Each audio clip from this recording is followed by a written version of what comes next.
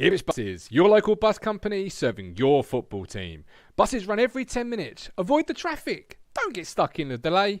Get Ipswich Buses today. A single from only £1.20, a return from only £2. Find out more information at www.ipswichbuses.co.uk. Ipswich Buses, proud to partner with Talking Town.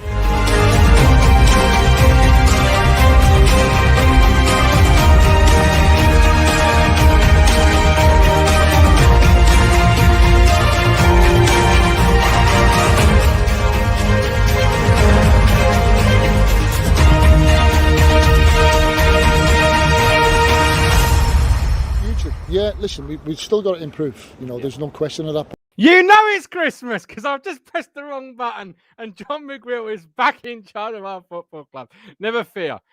Kieran McKenna is still the head coach. I don't think he's done a runner just yet, having now looked at the first team squad on the training ground over the last week. Hello again, my friends. And you are my friends, and do not adjust your sets. It is, of course, Monday, the 27th of December, the dead zone between Christmas and New Year. It's no longer Boxing Day. It's not Christmas Day, but it's not New Year's Eve. So what on earth day is it? Well, it's Monday. Talking Town is going to do a Monday show. Well, I say Talking Town, half of Talking Town, the half that have clocked in for their shift this evening. But as I say, it is the dead zone. So we'll try and liven your mood. As Lee Anderson says, the best thing on telly this Christmas, Lee, I'll pay you later. So how has your Christmas been? From the turkey to the owl to the presents? Is your tree still up? Has it still got pine needles? Mine's hanging on in there. It's not doing too bad. It's starting to droop. Mind the joke. Oh, he's on the jokes. It is early still. But we are hanging on in there. I think we need to, now we can get to the bottom. So I don't know about you. We put all our presents around the base of the tree. Now we can actually get to the base of the tree. We might need to give it a little bit of a drink. Maybe a tap water or two. I am still in the position known as the front room. My mum has gone, but the wife has yet to take the computer back up the stairs and replant me into the office. I'm not complaining because, to be honest with you guys, I'm sat here. The TV is there. It's like nearly 40 inches long. And I'm just getting to watch TV and play Football Manager. Drink whatever I like and eat whatever shit I want. And I don't have to say, I better not have that cake because I don't want to put too much weight on. It's Christmas. Get stuck in. Absolutely love it. So let's not try and remind her this needs to go upstairs too early. You may have noticed, for those that are supporters of the Talking Town account, the Talking Town Fifth Stand members, the intro is still old. I do apologise, but it is Christmas. I did say the introduction department closed down for their Christmas holidays early. But a huge thank you to every single one of our Talking Town Fifth Stand members, some of them which are on the screen right now.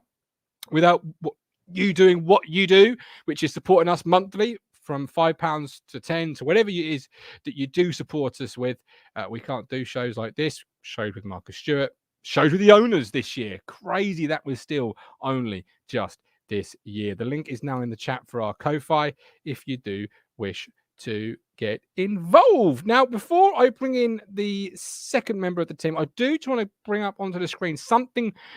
Look, I'm going to get in trouble for this because copyright going to cut me danglies off and say you can't do it, but fuck it, it's Christmas.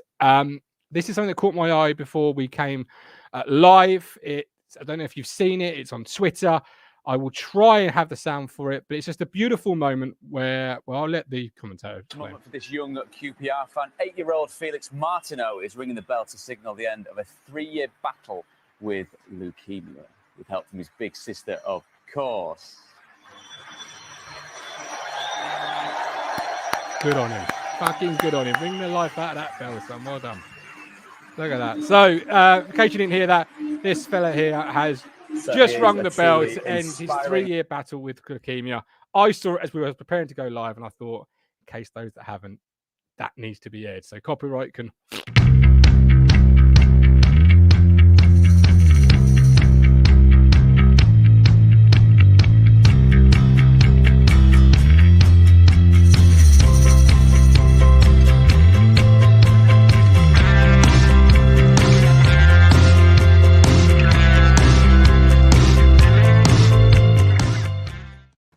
have a long intro today to compose ourselves up. How are you, Mr. Media? Nice clip. Yes. I'm great, thanks. I hope everyone has had a wonderful Christmas. We've had a good Christmas here. I'm enjoying this dead zone. This is one of my favourite times of the year. Good zone. Since before we came on air, I'm just sitting around doing nothing. It's brilliant. It's absolutely epic. Absolutely epic. You're just eating whatever's left. Yeah. You're having cheese boards at like 11:30 at night. Let me tell you, here's a thing that I've not really got onto before. Jacob's Ritz crackers. You know them cheese ones? Ritz's are undefeated, mate. Let me just put that out there right now. Ritz is undefeated in the cracker department. They are. That's like I've not been a big cracker man in the past, but my mum had them, and if she'd just given me those as my Christmas dinner, I probably would have been quite happy. They're superior to Pringles. You know the pop I can't stop, all that malarkey. Yeah, absolutely. Ritz is on it with those crackers. Absolutely. Now my curtains have got a lot of attention since I sat here, but I just want to make it known that the curtains match the cushions. Are you in old people's home? Said was it? Yeah, and then Kiwi Chatterbourne on Christmas Eve or the day before Christmas Eve said 1970s curtains. Look, the wife chose the curtains because the wife chose the cushions. Look, you don't question my wife when it comes to interior decoration. You just lug it all to the car.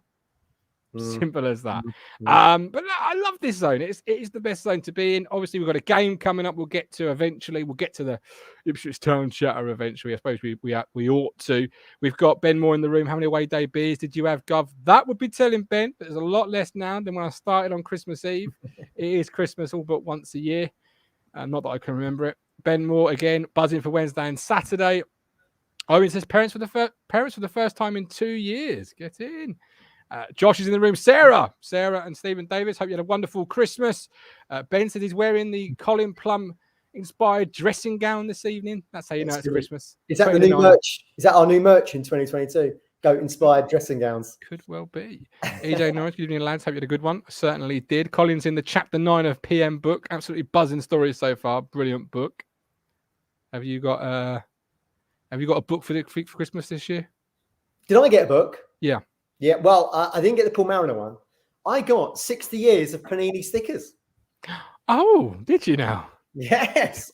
Nice. Can you guess, without being rude, there it is, there's the cover. There it is. Yeah, was my first Panini album.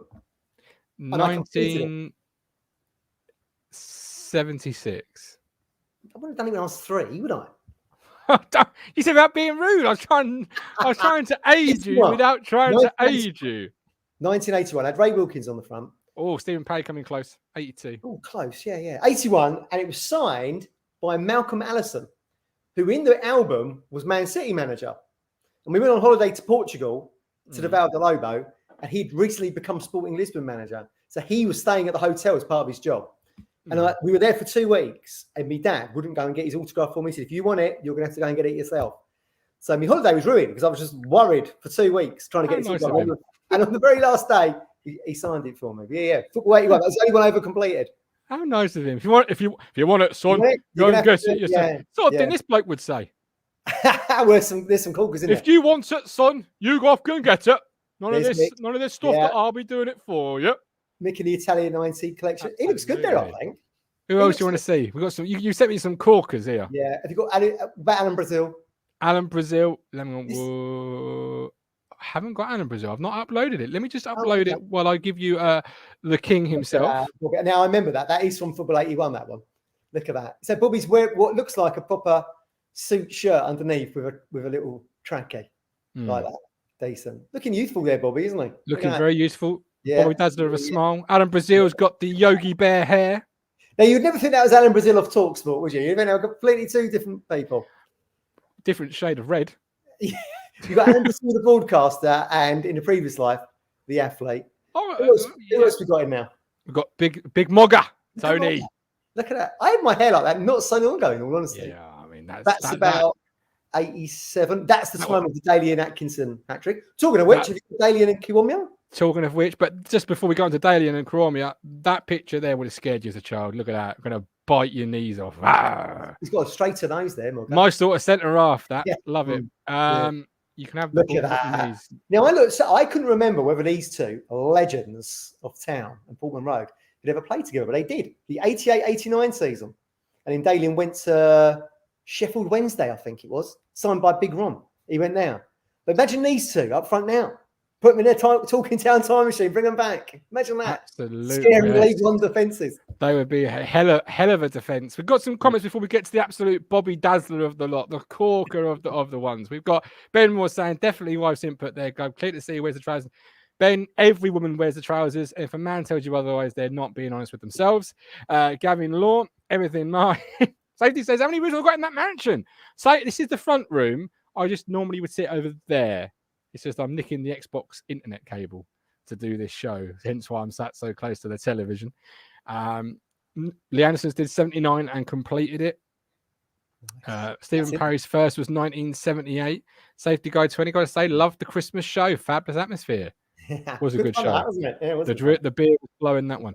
Lee Brown. The question is, Matt, did you cook Christmas Day or have it delivered?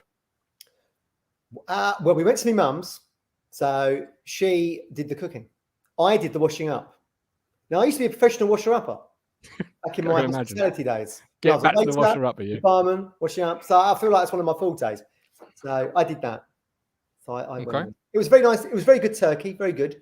Sometimes you feel bloated, don't you, after Christmas dinner? I didn't feel bloated. You see that used to be. You say there used to be a professional washer-upper. You know it's a job. It starts you on the career ladder. Obviously, barbers and hairdressers now they have notorious time off over Christmas. I just wonder who Dave Smith's hairdresser was. Look at that, Dave Smith. Head of a look, Dave. This is the late 80s as well. This is like the mid 70s, doesn't it? Head of a look at it.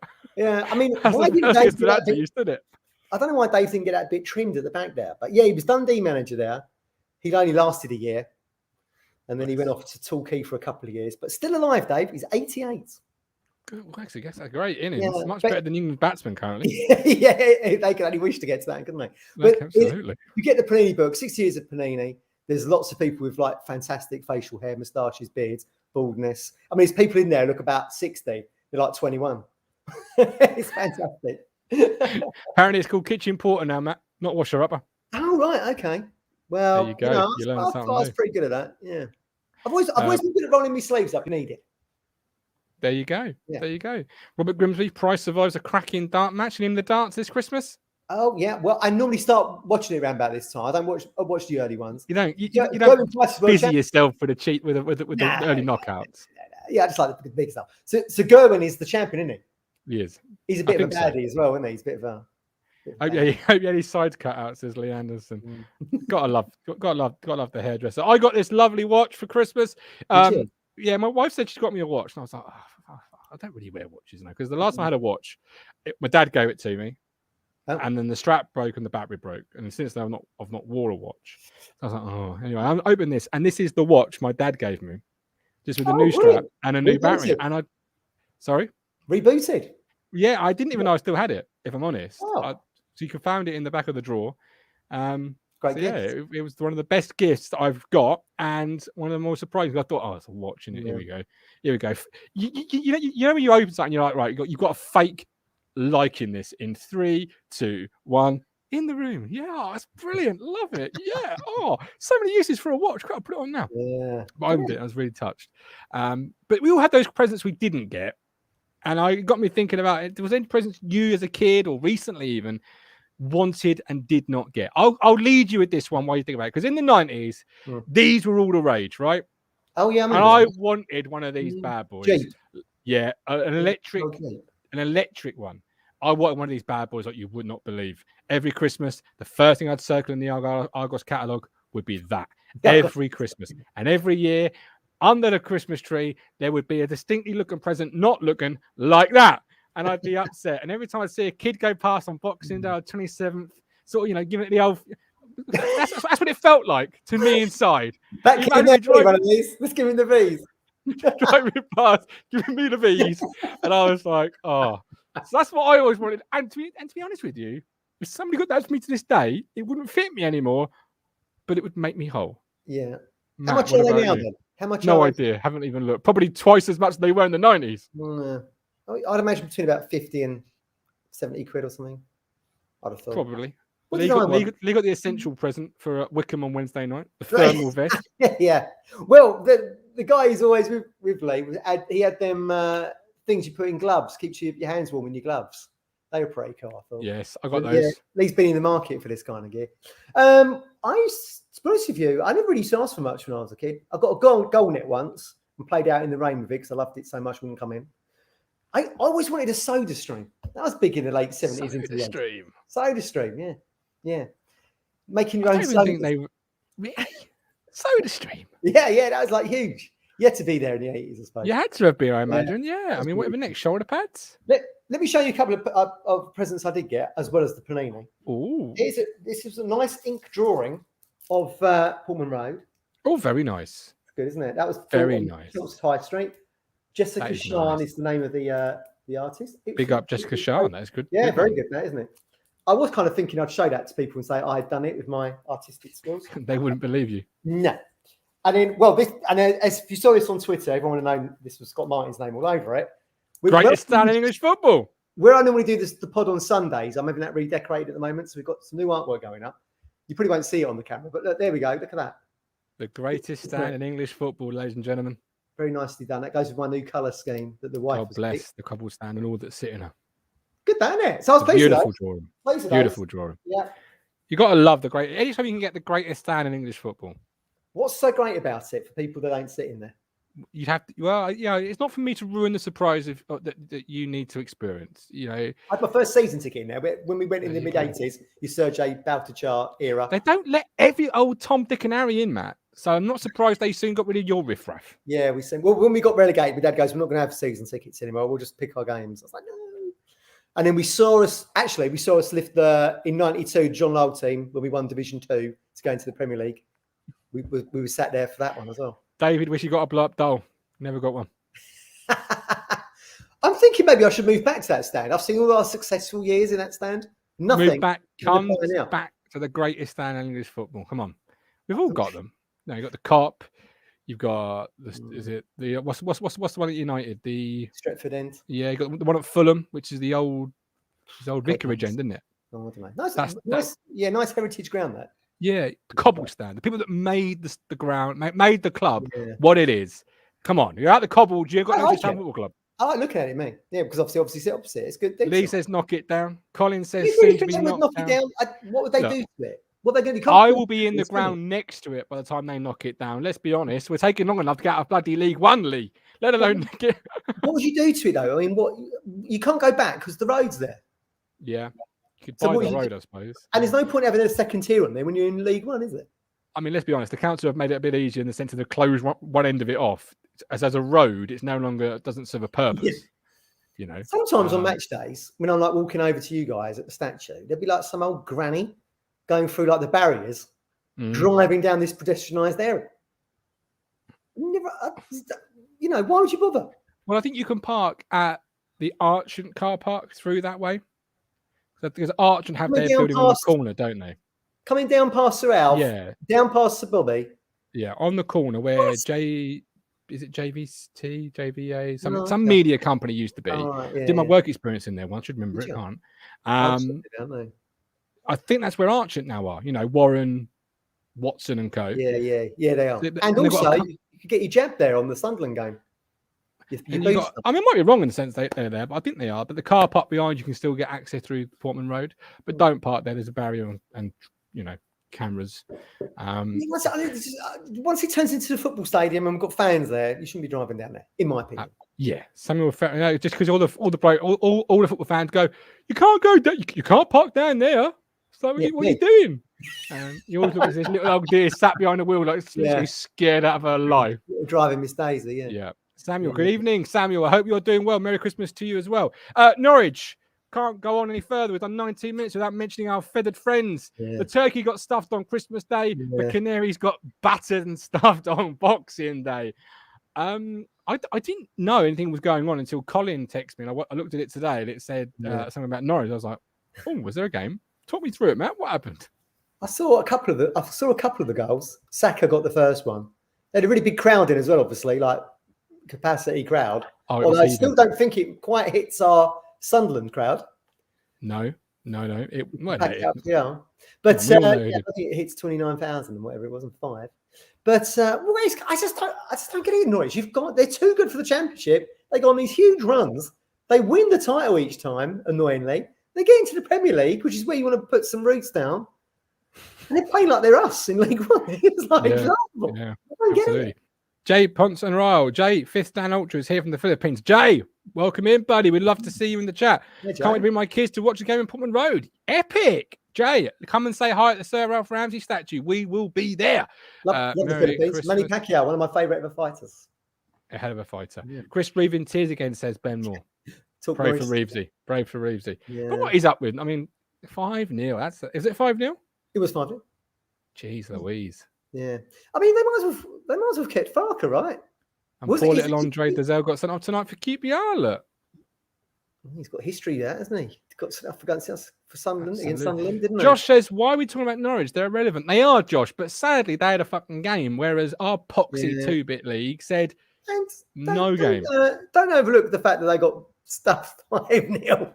By Arsenal, though. As I said on my video earlier, it's the gift that keeps on giving. Enjoy it. What I want to do. They'd be laughing if it was us, wouldn't they? Is I want to show you, because obviously you mentioned Norwich there, and we share a famous manager, us and Norwich, a manager in kind. Well, we wouldn't say famous, but a manager all the same. In fact, you may recognise it from this earlier picture of St Mirren Times as Sir Paul of Lambert. Yeah, there it is. Now, I'd love to get more of these sent in to me. You got homedressroom89@gmail.com or Twitter DMs, Facebook DMs, but I could lie and say somebody sent this to me, but I spotted it when I was watching this show earlier. EastEnders, I will hasten to add. We have got a Paul Lambert sighting. I'm pleased to see he's doing well in his new job at EastEnders. Let's see if you can spot him. Can you spot Paul Lambert in that scene? Not the guy at the bar. I'll make it slightly larger. There you go. Can you spot Paul Lambert in that scene? I can't quite see it on my picture. There he is. Zoom in at home. I wish I could make it a little bit bigger for you. Sentence I've probably said before. But there we go. There he is in the background doing his Sudoku or his crosswords. He's been shopping and got the new Borussia Dortmund away strip for Christmas. He can spot Paul Cook though. Benjamin can. I hadn't thought of that one before. There you go. Man with a bald head. But yes, anybody, if you spot any ex-town players or managers in scenes of TV shows not called The Great Escape, because that's just bloody cheating, get them sent in. I'd love to see more. Escape to Victory. That's the one. Escape to Victory. Escape is a great film. I love that film. Steve McQueen. Telling off for me. Yes, it is. Steve McQueen on the bike. Yeah, brilliant. I'm not a great film fan. I'm going to be honest. What's not to like? Not much can hold my attention for 2.5 hours, to be honest. But you can watch a soap for half an hour. That'll do you, will it? Yeah, absolutely. Yeah, because then you can then go off, get a drink, come back. Yeah, half an hour is just, or an hour is just the optimum time. You heard of the pause button? Well, yeah, I haven't got a pause button though. Cheap house, this one, mate. We are watching though. It's Around the World in 80 Days with old David Tennant. Now, I've not watched those yet. There's been 2 episodes, isn't there? There is. I'm back on the 3rd tonight. Yeah, it's really good. Well, she likes it. I think it's all right. I went to bed early last night. I was like, yeah, What time did you go to bed? Oh, only 10 minutes before it finished. But 10 to 10. But because I've had a reaction I'm going to call it a reaction to some of my tramadol pills. Yeah. But other people may call it a hangover. It's undecided. I'm going to say reaction. The wife says hangover. But yes, I went to bed a bit early because I didn't sleep well Christmas Day night. But yeah, it's not bad. I mean, he's not quite Steve Coogan in it. David Tennant. Steve Coogan is still Phileas Fogg for me. Yeah. Well, I mean, the original Phileas Fogg was David Niven back in the day. Now, Joe, that's just a lie. Goodfellas, The Sopranos, Many Saints of Newark, they're my sort of films. I'll watch them time and time and time again. I know Sopranos is a TV show, isn't it? Yes, The Many Saints of Newark. That good? I haven't seen it, and I'll tell you why I haven't seen it, right? Amazon Prime, which are a goat of mine, I'll come to them in a second. You have to pay to rent it. But once you start it, you only get 24 hours to finish the film. Now, if you live in a house with a 19-month-old boy and you do these shows as frequently as we do them, you can't always guarantee you could get something watched in 24 hours, right? Now, this Christmas, what is a film that you might want to watch that's got Bruce Willis in it? What, You Die Hard? You Die Hard. Now, what's normally free on terrestrial TV or catch-ups across the whole year? Well, like on the iPlayer and that? Yeah. Yeah. You Die Hard. Yeah. Guess what you couldn't find on Netflix, iPlayer, or Sky Movies, but was available on Amazon Prime for $3.50. Die Die Hard. Hard. Die Hard. Yeah. Talk about your Scrooge. Like, come on, the thing's older than I am. You know, my mum Where has is it, to watch it mid-90s? every Christmas Eve. 87. 87, God. 87, yeah. 2 years older than I am. Wow. But so of course we had to have a Christmas evening meal. Then we watched Die Hard. We had to pay for, and I'm like, give it 3 weeks. It'll be back free on terrestrial TV. You've seen it before, obviously. Yeah, every Christmas Eve, Matt. But why haven't you just saved it from previous years? Like, or when it was on Sky or whatever? Because I didn't think it would ever, after being made in 1987. So it's the 350 that's done your head in. Yeah, when will it? Come on, it would do your reading as well. I know you. Yeah. Come on, Mr. Matthew Phillips, tighter than I know what. Come on, George Boyd. Sopranos is the greatest piece of you don't even support this bloody platform monthly, mate. Let alone pay for Die Hard £3.50. I'm the talent. Georgie boy. I've only watched 2 shows over Christmas. To be honest, I've watched All Creatures Great and Small on Channel 5. Love that. Great show to watch in these COVID times. And then last night we watched Call the Midwife. That's lame. You like that? Man, I like it's got Minty from EastEnders in it. Cliff Parisi, I like him. It's good. Runs the newsagent down the road. No, Georgie boy says Sopranos is the greatest piece of television ever made. Fact. Very good show. I agree with that. Yeah, better than The Wire, and I've seen both. Better than The Wire, all hands down. The Wire goes off the tracks towards in the last series. My favourite shows of all time are Seinfeld and Curb Your Enthusiasm. They're my 2 favourites. But yeah, Sopranos. I've never seen The Wire. Watch it up to the last series and then just bin it, because they make McNally just.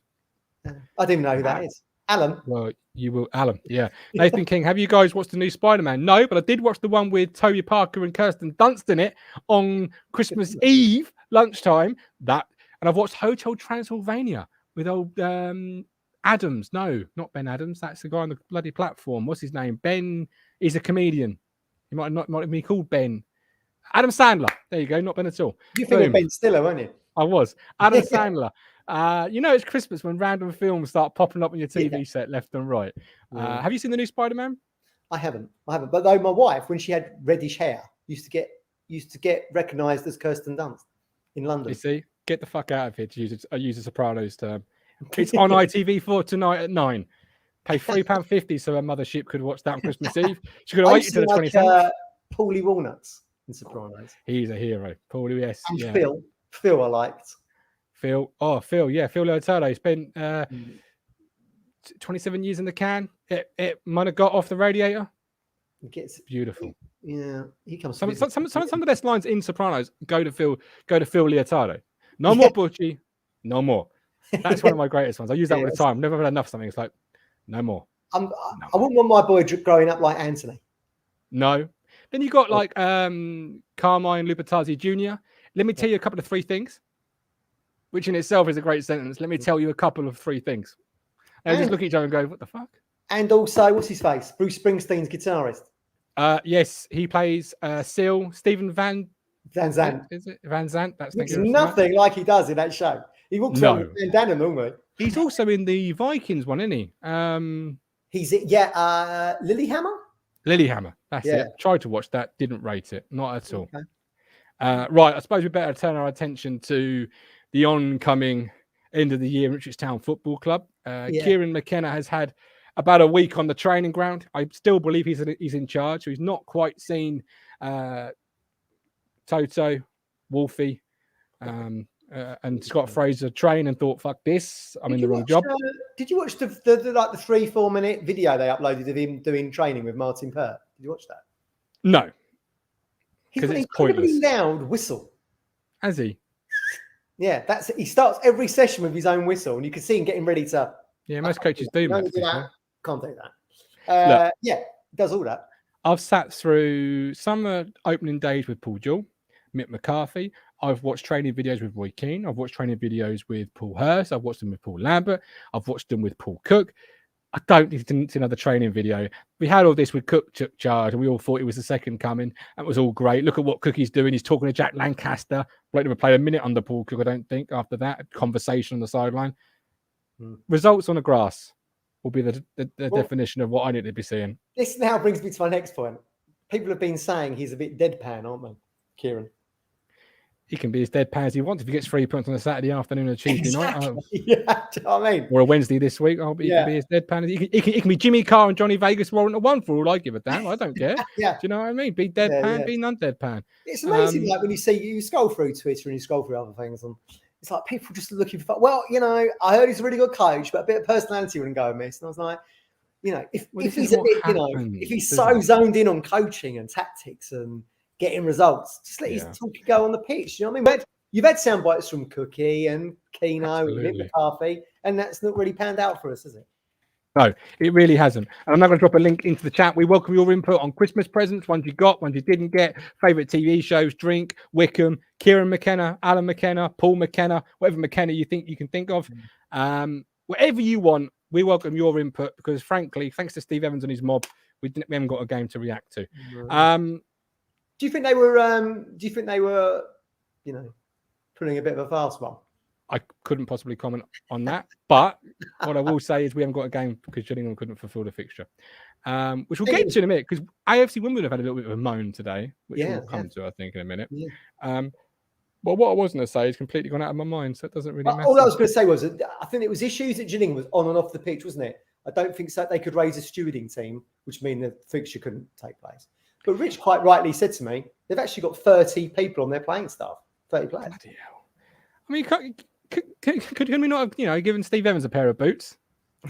Well, you're like Sunday morning, Your go-to on this, I know Colin was the same, was like, what happened to their reserves and youths? Because that's what we used to do back in the day. The thing that worries me about the COVID postponements you're seeing up and down the divisions, not the Gillingham, is like you've got teams in the Premier League now. And I was listening to this on Christmas Eve on the way to get my turkey at crack of dawn. I think the turkey was still bloody, making noise by the time I left the house. The news report on 5 Live was saying clubs are now being upset because players that maybe included in a Champions League game or a cup game that hadn't got anything riding on it were now being counted as a first team fixture. And I thought to myself, so you want your cake and you want to eat it twice. You want to play a player in the Champions League group game 6 that doesn't mean anything, but then we can't count him as a first team player. So you played him to get development. Yeah. It's like, well, if you don't want to count him, don't play him in the first team. It's not rocket science. I just felt cry me a river because when they loan this bloke out, they'll loan him out saying he's played Champions League football. Yeah. So and then you got Ralph Ranić in charge long for about 10 minutes saying the Carling Cup's no good. That annoyed you, didn't it? I'm sorry, Ralph. I didn't even ask you about the Carling Cup or the Carabao Cup or whatever it's going to be called these days, the milk trophy. Yeah. And you got Jurgen Klopp apparently. I mean, I've had a couple of days off from the phone and it's been bliss.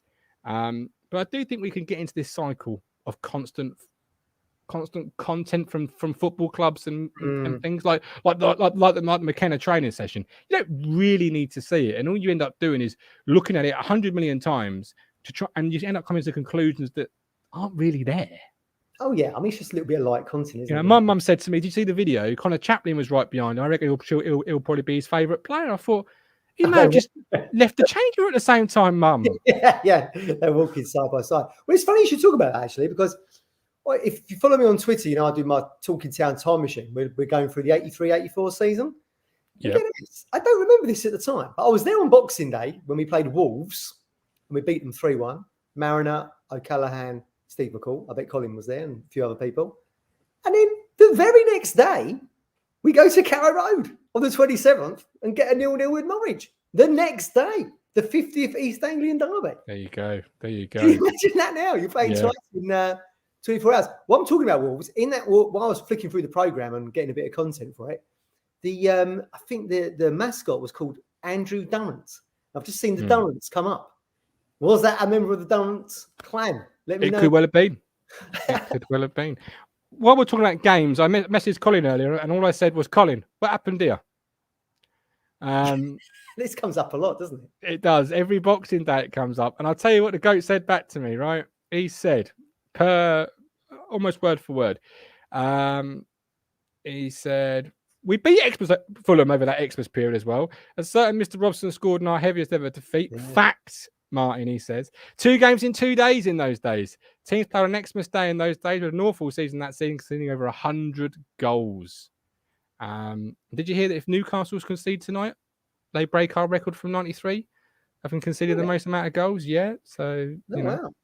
Wow. You know. I thought we were going to get another 9-0 last night with City and Leicester. Didn't they staged a comeback, didn't they? This is it. We've got some comments. We've got the Durrants. What are the actual rules? Anyone know how many have to have COVID to call off a game? Yeah. Stephen Parry. Peeps can play with like 3-11s of internationals. That's what Sean Dyche said, wasn't he? Like, you know, when you guys have internationals, my players, they've got nothing to do. I'll still work on the Sean Dyche. It's Safety Guide 20. When we another Wycombe Walker, I just hope the 18 turn up for the new manager for us fans, and most of all, a bit of their own self-pride. Dr. Zach King, are the rules 14 available minimums? Suppose for whatever reason they are shy of that. And David says, Gov, be careful of Tramadol. I was on them for years. It took me 6 months to get off it to get believe they are not good. Well, I went from Zapain to Tramadol because I was on Zapain for like 5 years. So they're just basically moving me around. They're rotating me because I have to have them, but you can't be on them for too long. Squad rotation. Squad rotation of the painkiller variety. Josh, how was your Christmas? Hi, Josh. How you doing? Good, thank you, mate. How was yours? Yeah, tremendous. Talk to us about is the curtains a Christmas present? No, they've been there for years. Have they? Mate. Yeah, rocking those. Got a good pair of town curtains. Yeah. Never got those as a kid either. So My room is quite town themed, though. To be fair. Well, you're a town fan. You're a town fan. So, You've what got is all the that as present? What was your favourite present this year, Josh? I didn't get much, to be fair. Although It's the love that matters more than presents, my new Josh. town leather wallet. So. Oh, well, you know That's what looks good in wallets, don't you? Money, and you know where money looks good in my hand. But did you see that? It was smoothly, silkily done. I'm only teasing. That's a nice wallet, that Josh. I got a new wallet actually. Breaking news, Martin. It wasn't the Durrants in my program. Was it not? No, but he was a mascot of Wolves in the mid-90s. Wow, that's a funny coincidence. Mogul and Steve were the captains. Wow, love that. There you go. Wycombe, Wednesday night. You going to be going, Josh? Yeah, I'll be there. Good man. Looking forward to it. What are you expecting from Kieran's first game in charge? It's hard to tell, isn't it? Because we've not seen him. It's hard to tell before. It's also hard to make predictions. It is not knowing much about the guy, so unless your name's Mystic Mick, and then that's your game. Well, yeah, you know. Don't know. I think same boat as Josh. You don't know, do you? You don't know what the formation's going to be. So you can literally say anything. You could say, I think we're going to play a one person in goal and 10 strikers. And no one can say you're wrong. I mean, you probably are going to be wrong, but no one can say you're wrong because no one's seen what Kieran McKenna's thought is going to be happening. Let me just bring in your partner in crime. He's swigging strongbow dark fruits like it's going out of fashion. Ben Moore, look at these two down here. The Chuckle Brothers on the Talking Town platform. You've heard of Hard Truth. To you. How are you, Ben? What's your language, Ben, please? You've been drinking. Yeah, Colin is waiting in the wings to come on. Yeah. So do mind your language. Please don't say the F word. You're live on Talking Town. Well, Martin said it twice already. So yes, that was my fucking platform. I do what I like. And it's after 9 o'clock by 9 minutes. Ben, what are you expecting from McKenna's first game in charge this Wednesday? Don't know. Tactically will be good. You're giving me a lot of work with here, boys. we don't know, do we? Because it's his first job. So what do you think of Norwich getting battered? Just another normal day. Where they go. I saw you had a little tete with a Cambridge fan on social media. Yeah, might have done. Right, here's a question for the boys. Do you think McKenna will keep that 3-5-2 style system that seemed to work so well in the first half against Sunderland? What do you reckon? Well, he said he was open to be versatile, wasn't he? Depending on what the squad can play, but I'd like to think he'd keep it because it worked. Aluko was key there, I think, in that game. Yeah, he did. He did play well centrally, actually. Showed some Premier League quality, didn't they? I thought. Has Aluko, Josh, been the one signing from the summer that sort of surprised you the most? Yes, I'd say yes. I didn't expect him to come in and be as good as he was, but he turned out to be really good and actually made a difference. Because against Newport, Ben, we all thought, oh God, this is a Marcus Evans era type signing where it would have been the marquee, and he's probably about 3 years, too far gone. But actually, he's performed quite well, hasn't he? Yeah, he's done quite well. I thought that first half against Sunderland, he was doing what a lot of our number 10 wouldn't do, get on the half turn and actually start attacking the defence. Now, so you're quite fortunate, and people on Talking Town should be very jealous of you because you've got one of the best seats in the house. You sit in the greatest stand in English football, known as the Cobble stand. Yeah. So you've got that better view to say about Aluko. So they should really listen to your opinion there. But outside of it, he sat next to you, did he not, in the first half? he did for the first half. Where did you go in the second half, Ben? Where were you? He messed with the universe, and the universe decided to. Yeah, ruined it. You never tamper with luck when you got it. Believe me. But then, so outside of Aluko, Ben, who else has sort of impressed you from the summer signings, or more so than you thought you would be?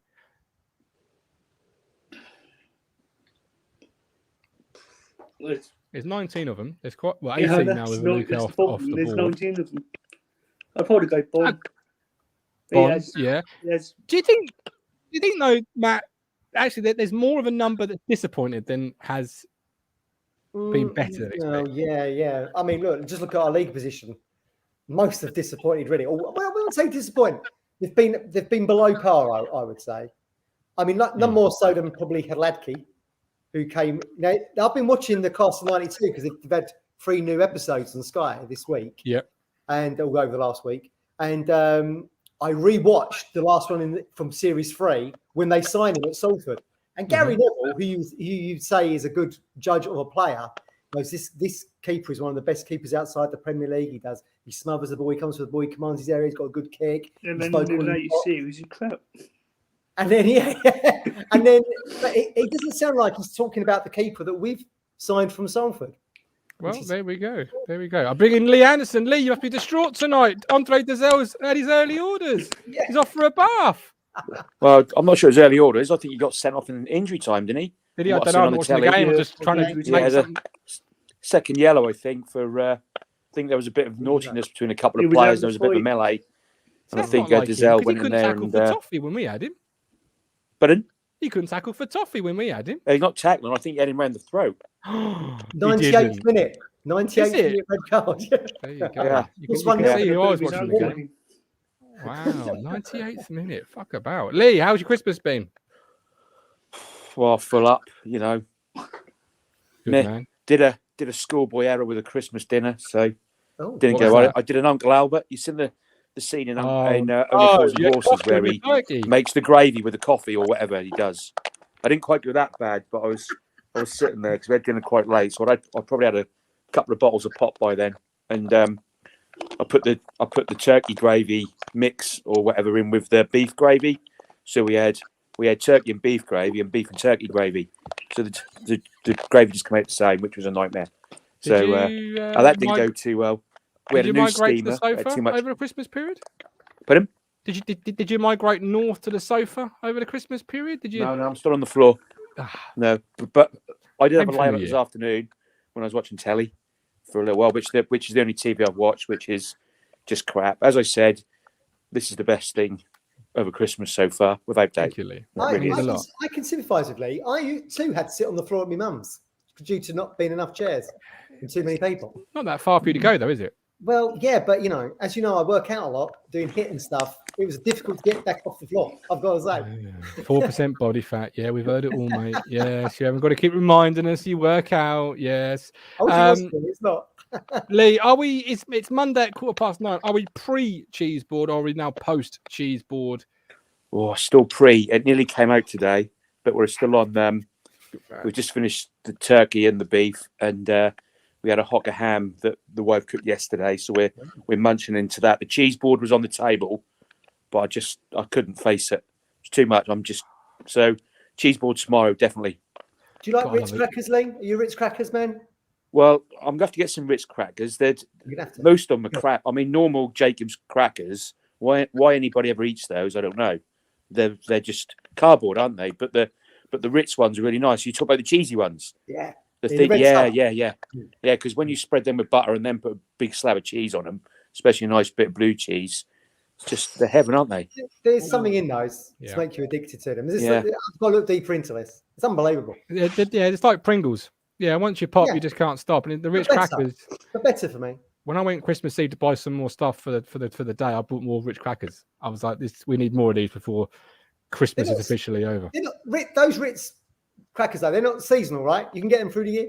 You can, but then I never do because that ruins Christmas. You have them just at Christmas. Can't wait till next year for them. You keep it special. I'm all about rules, you know. I'm all about like the Christmas cupboard that's building up for the 9th of November. Then every time you go near it, and your mum would go, "That's the Christmas cupboard," and you're like, well, "Who's fucking coming at Christmas, mum? The army? Like Christ! It's going to be a great day when that comes out." But I'm a bit the same now, you know. I really am. But I've got a lovely port-infused blue cheese, Lee. It is absolutely divine. It walks at the table itself. It is stunning. The wife can't stand it. It's all the better because I eat it all myself. So, any Christmas themed ITFC presents, Lee? Me, I got a key ring. no, I don't think I did this year.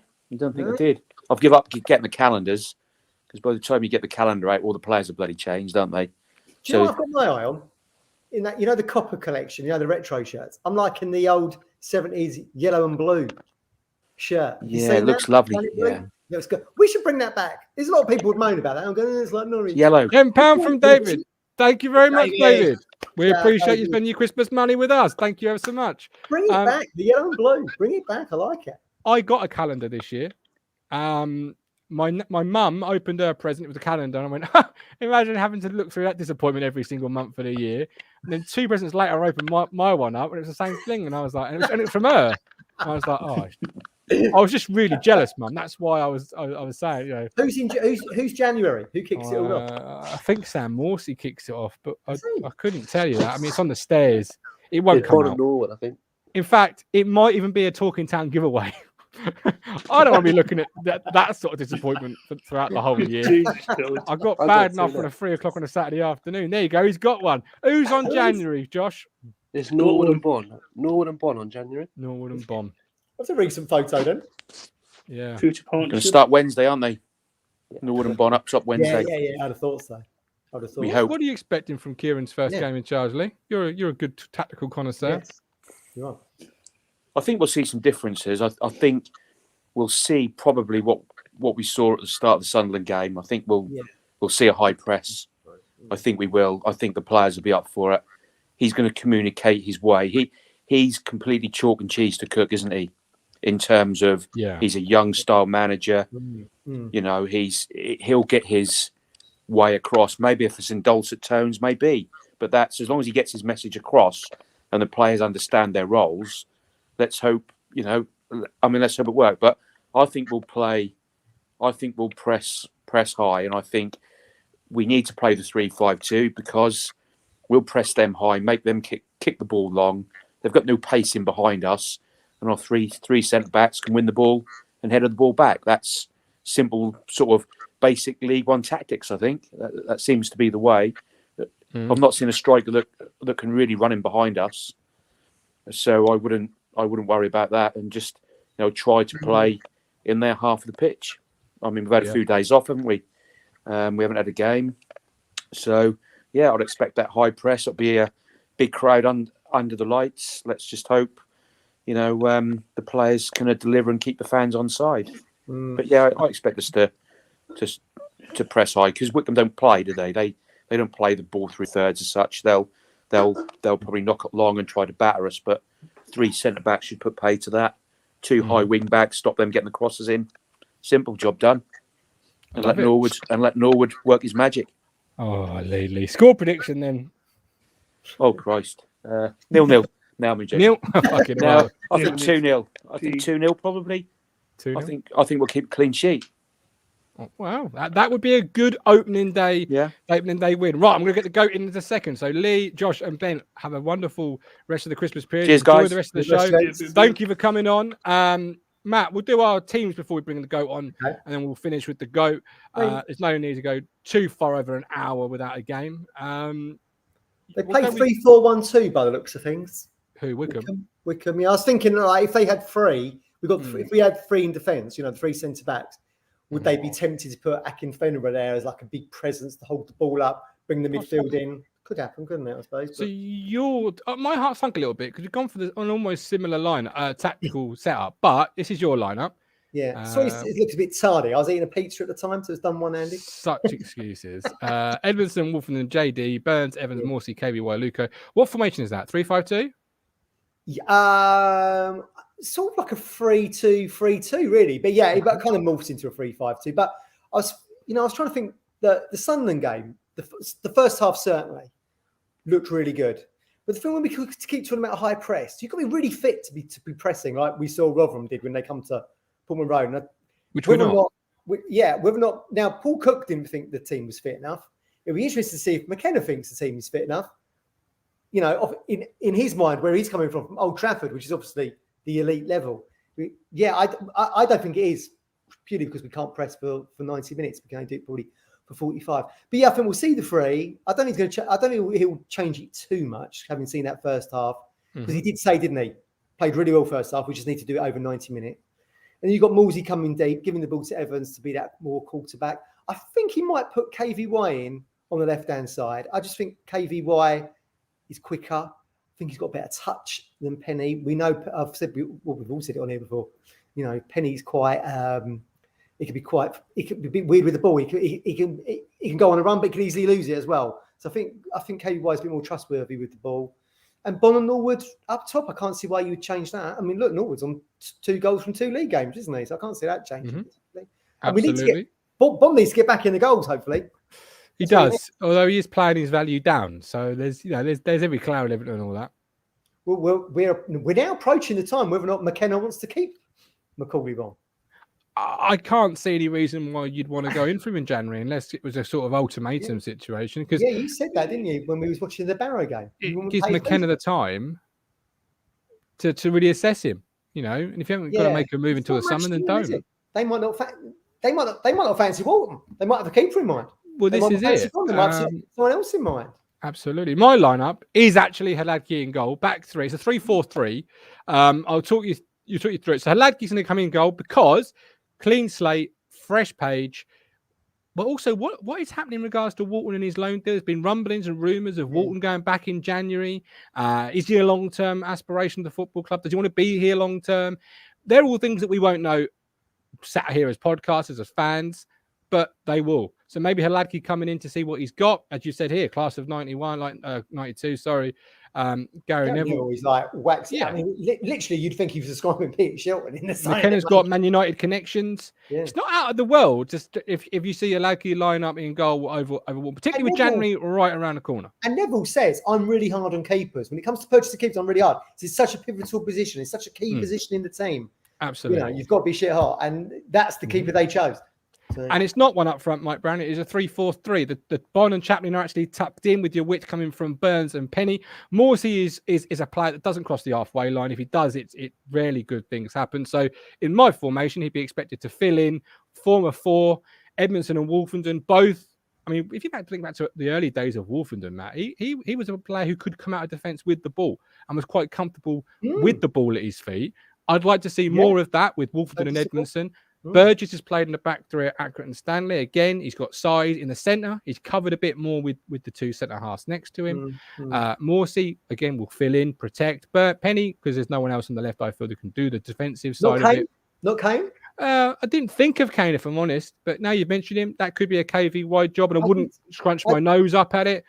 Burgess for Donation, I wouldn't scrunch my nose up at it. I was thinking Selena, but is he going to track back? Because you're going to have to support, if you're playing that left-sided there, you're going to have to support Edmondson on that channel, aren't you? This is it. Stephen said, but the assist for Bon was from a Morsey through ball, and Morsey can still do that from that position, still get on the ball and turn. Fraser, a bit more advanced, joining in with Chaplin, Bon and Norwood, playing in behind, looking to play the 1-2s, be a more of a forward-thinking player. I don't think Kieran McKenna has come here to be scared of any team in League One. We've come to be on the front foot, particularly at Portman Road. We've come to play good football, and we've come to get our most attacking, direct, diverse, explosive players on the pitch. That's not no disrespect. And in a way, Janoy Donation is a holdover again. Would McKenna have given him a new contract? We don't know.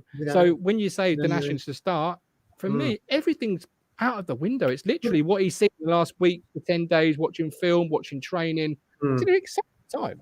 That's the thing about Donatian, which is probably why you saw when we played Sunderland. I think we went down the right. There was no attack down the left, really, was there? First half, it was all down the right side of Burns. It's because when they've been playing together, those two under Cook, invariably, or who was on the right side with Donatian, it was invariably Donatian who was crossing the ball in. So you're asking a centre half to cross the ball in, which was like, you know, I know he set up the winning goal against Fleetwood, but I mean that's not really who you want to be sticking a ball onto between the 6-yard box and the penalty spot, is it? You want someone like Burns to be doing it, but you've not chosen Luco there either. After his arguably he didn't fit technically where I would perhaps go, because obviously it's my own thinking, not McKenna's. But where if McKenna is going with that thinking, where would he fit? Because Chaplin for me is a more diverse, explosive player with the ball at his feet. I think Chaplin is a player McKenna will absolutely love, because I think he can do multitude of different things, doing really well. Bon is your top goal scorer, and sadly, James Norwood. Well, not sadly, but Norwood's come back in. And if he had 2 decent hamstrings, we'd be in the Championship by now. Sadly, he hasn't. For James Norwood, it's about being consistent and stacking games on games on games on games. If he can do that, there's a place in the team for him. So that's why those three have been given the 3. And it is a 3. It's not a 1. It's not a 2. It is a 3 with the wide threat being Penny and Burns. Neither really task too much with defending, because most teams in this level play well up front. They do. It would be very interesting, wouldn't it, to see if McKenna suddenly what he thinks of Norwood. Is he suddenly looking at him in training and going, this is a guy we can build the front around?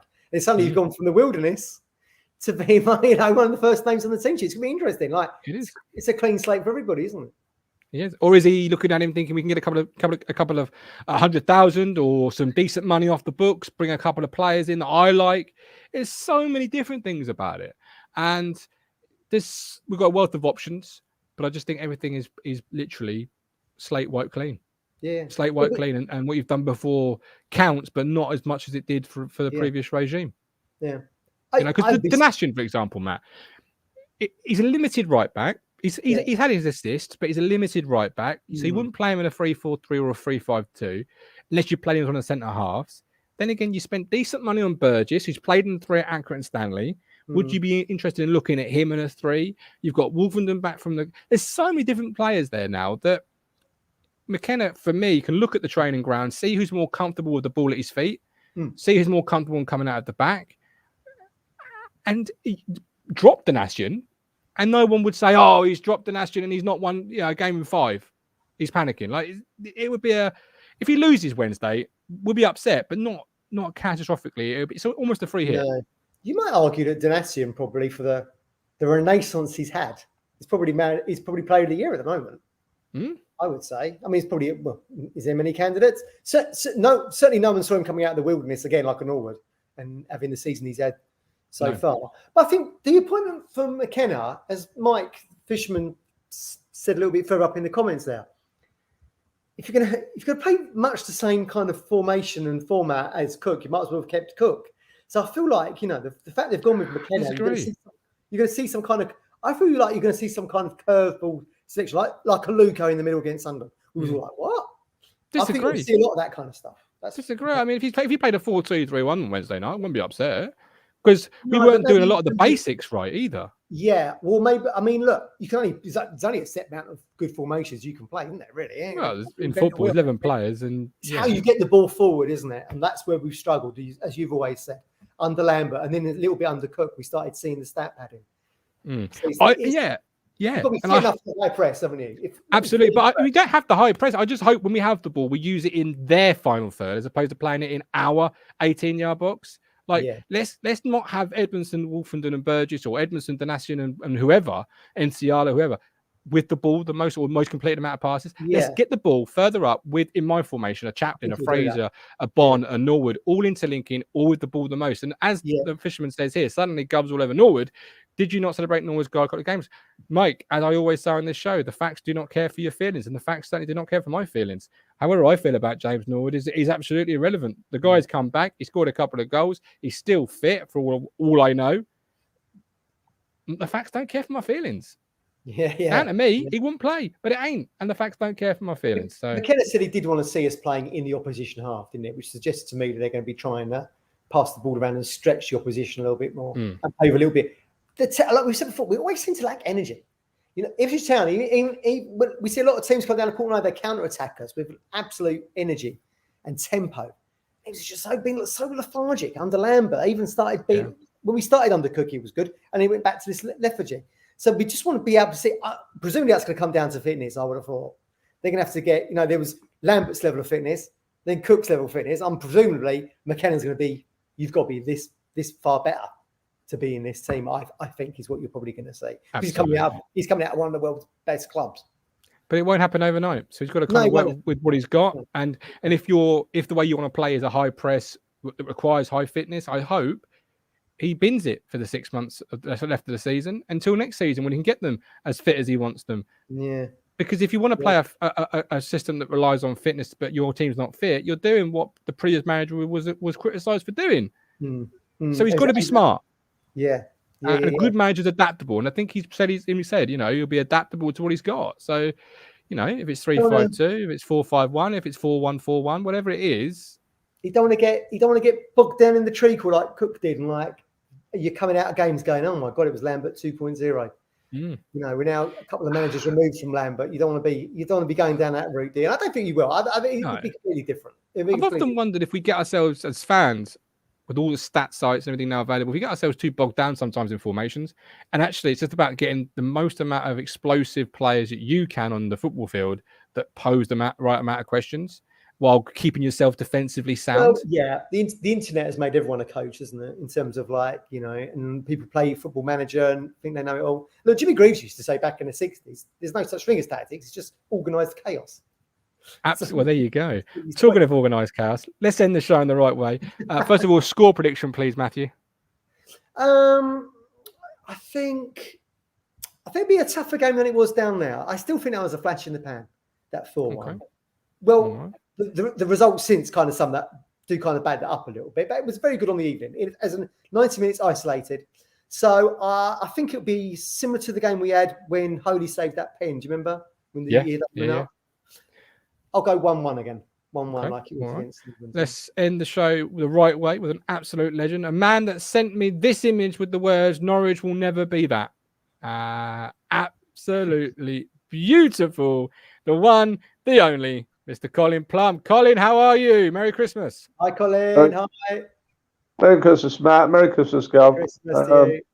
Thank you very much for your words and everything over Christmas and your little prezzies and whatever. That was really lovely. Welcome. You're welcome. I had a lovely Christmas, but quiet, but quiet but nice. Had little Andrew's little Alice over here because my Ian unfortunately caught COVID on Christmas Eve. Oh no! Sorry to hear that. Which is a bit unfortunate. How's he doing? Yeah, he's just had a headache. He was all right on Christmas Day, he said. So he's feeling okay, but he's obviously just isolating and stuff for the next 4 days. He obviously can't go to the Wycombe game, but he can go to the Lincoln game, all being well. So, well, soon, Ian. Don't forget, it's on iFollow. Colin, how was was that mug the best gift you got, or that tankard the best gift you got? No, I got some lovely gifts. I got obviously PM's book. I got the Champions books, which obviously I haven't touched yet because I'm so into PM's book. That obviously I can't give too much away because obviously if people have got it and they haven't picked it up yet or whatever, I'm 8 chapters in already. It's good. It's such a good read. It really is. Look, I know you think I'm going to say that, but it is so in depth. It's so how can I say without giving away? So in depth, so astute how it's been written and stuff, and it takes it back, because I know all about his previous, I remember when he was playing for Chorley in the non-league and then he went to Plymouth. He was on £10 a week at Chorley, £10 a week in what is now the conference, whatever they call it, the 50 in other words. He's on 10 quid a week playing against teams like the likes of Macclesfield and that in what we now class as the 5th division. He was getting 10 quid a week. He went to Plymouth and obviously ripped it up there with oh god, I can't think of the forward he was out front with Billy Rafferty. I tell you what, Colin, I never knew Paul until they did the thing with the game you went to at Home Park this season. I didn't know how what high regard they held him in. It's on par with us, isn't it? What we do. Yeah, he played 155 times for Plymouth, and I didn't realise he played as many as that. He played 155 games. He hardly missed one. I think he scored 67 or something goals in 155. Yeah. And the real lovely bit about the story was because I obviously knew the story about when we was trying to sign him. And West Brom were after him, and West Ham were initially after him. Yeah. And he went and had a chat with Ron Greenwood and everything, and he said, "I want to join for Ipswich Town." He said, but he loved Johnny Giles, like we all did. I mean, great player for Leeds United. And obviously, Paul, like myself, grew up watching Johnny, and he was manager of West Brom at the time. And Paul said, "I'm going to have a word with Johnny Giles, Bobby, because I think it's only right I do." And he met Johnny Giles in London. Just prior to the next day, he knew he was joining Ipswich. But anyway, he went out chatting. It lasted 5 minutes. But he was just pleased that he went and talked to Johnny Giles and actually said to him, "Thanks, but no thanks." And then, of course, the rest was history. And he joined Ipswich. But one thing I never knew about PM, I remember when we beat Barcelona 3-0 and Roger had his great game when he marked Johan Cruyff out of the game. Absolutely. Yeah. I've got a picture of it in my shed.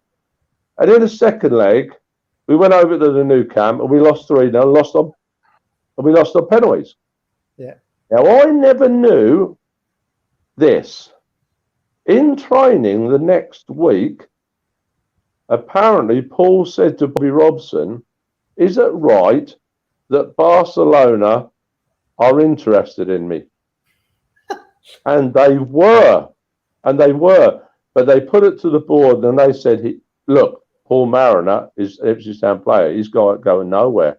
And they put it to Paul, when they were writing the book, that if you'd have been given the chance to go to Barcelona, playing with Johan Cruyff, Johan Neeskens, two of the Holland's greatest, would you have went? He said 100% yes. Because who would have turned that down at the time? Absolutely, but he also went on to say in the same breath, "I never wanted to, I would have went if I'd have been allowed, but I never wanted really to leave Ipswich Town because I was so settled." And he loved everything about Ipswich. He loved the banter. He loved obviously the squad. He loved the manager. He loved everything about it. So he said, "I was in a win-win situation, But I'd never heard that story before. But another quick little story for Christmas. I came down off the stage after doing the BE, and I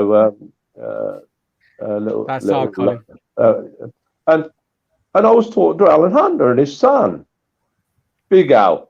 Oh, my dad loved him.